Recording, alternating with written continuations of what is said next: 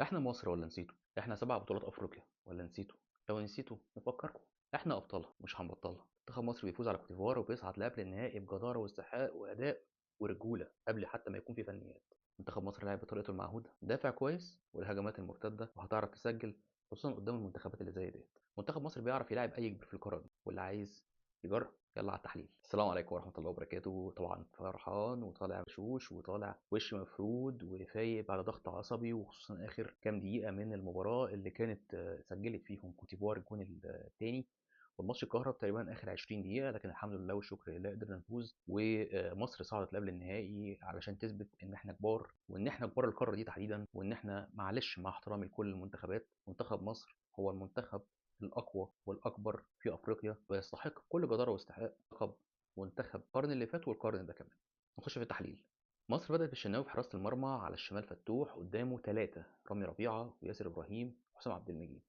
على اليمين محمد هاني، في نص الملعب مروان عطية وحمدي فتحي، 2 مركز 6، قدامهم إمام عاشور وبيرجع يدافع معاهم، قدامهم في الهجوم محمد صلاح وعمر مرموش. بدأت المباراة وده اللي كان معروف، إن منتخب كوت ديفوار هيبدأ يهاجم بشكل كبير جدًا ويضغط من الأول عشان عايز يخلص الماتش، وهو كمان عارف إن منتخب مصر هيدافع كويس قدامه. وكان باين حتى من التشكيل، لكن على عكس كل المتوقع ولان احنا اصلا ما حدش يتوقعنا، في الدقيقه 4 بتقطع الكره في نص الملعب بتسلم لامام عاشور اللي بيتقل عليها تقل معلم، ويعمل امام دي بروين بينيه لعمر مرموش يعدي فيها من اخر مدافع ويحطها على شمال الحارس، ومصر في الدقيقه 4 واحنا لسه بنقول بسم الله الرحمن الرحيم الجون الاولاني.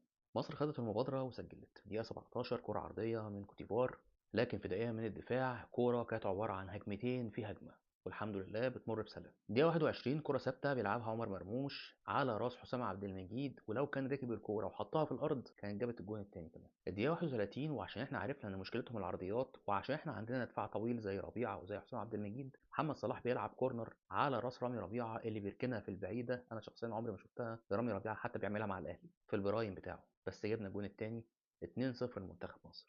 طبعا كوتيفوار مش هتسكت وكان لازم تزود الضغط اكتر واكتر. دقيقه 39 بتلاعب فاول وعرضيه بتعدي من الدفاع ولخبطه، وللاسف فتوح بيحطها في نفسه عشان النتيجه تبقى 2-1 وتنتهي الشوط الاولاني بالنتيجه دي، وندخل الشوط الثاني بين البنين، بس احنا برضو اللي راكبين بالنتيجه. الشوط الثاني طبق الاصل علقه الشوط الاولاني. الدقيقه 51 كرة عند رامي ربيعة يلعبها لوب طويل لإمام عاشور اللي عمل سويتش عالمي مع عمر مرموش. عمر مرموش صاحب المدافع لنص الملعب، وإمام عاشور جري في المساحة الفاضية اللي فضها له مرموش، استلم الكرة، وطبعا زي ما قلت لك إمام دي بروين بوش رجله الخارجي حنين راحت لمحمد صلاح اللي بوش رجله الخارجي بشماله حطها في الجون عشان مصر تسجل التالت، وتقريبا كده بتقتل الماتش وتقول لكوتيفوار يانا يا انت. في الدقيقة 59 1 2 عالمي ما بين محمد هاني ومحمد صلاح، بيروح بيه محمد هاني شبه انفراد وبيشوطها لكن بيشيلها الحارس. ضغط متواصل من كوتيفوار، وفي الدقيقة 63 كورنر لكوتيفوار بيعدي من هجوم كوتيفوار ودفاع مصر، وتنزل الكرة لكيسيه اللي كان الجون قدامه فاضي لكن بيطلعها بره، والحمد لله. زي ما هم عندهم نقطة ضعفهم الكرات العالية، احنا كمان نفس الفكرة، واتمنى ان يتم تصحيح الموضوع ده في المباريات اللي جاية، لان اللي جاي اصعب من اللي فات. دقيقة 72 وكورنر بيتلعب على البعيدة بتنزل قدام المرمى، بيحاول محمد الشناوي عليها لكن بيردها مهاجم كوتيفوار في الجون علشان تبقى نتيجة 3-2 ونقعد على أعصابنا لمدة 20 دقيقة، لكن برجولة وأداء وعزيمة الرجالة المصريين نحافظ على النتيجة لغاية ما يخلص الماتش 3-2. الحمد لله والشكر لله، وإن شاء الله بإذن الله البطولة بتاعتنا. للأسف هنقع مع منتخب السنغال، منتخب ذكرياتنا معاه مش لذيذة، خصوصا في تصفيات كأس العالم، وخصوصا كمان في نهائي بطولة أفريقيا اللي خسرناها قدامها نفس المنتخب.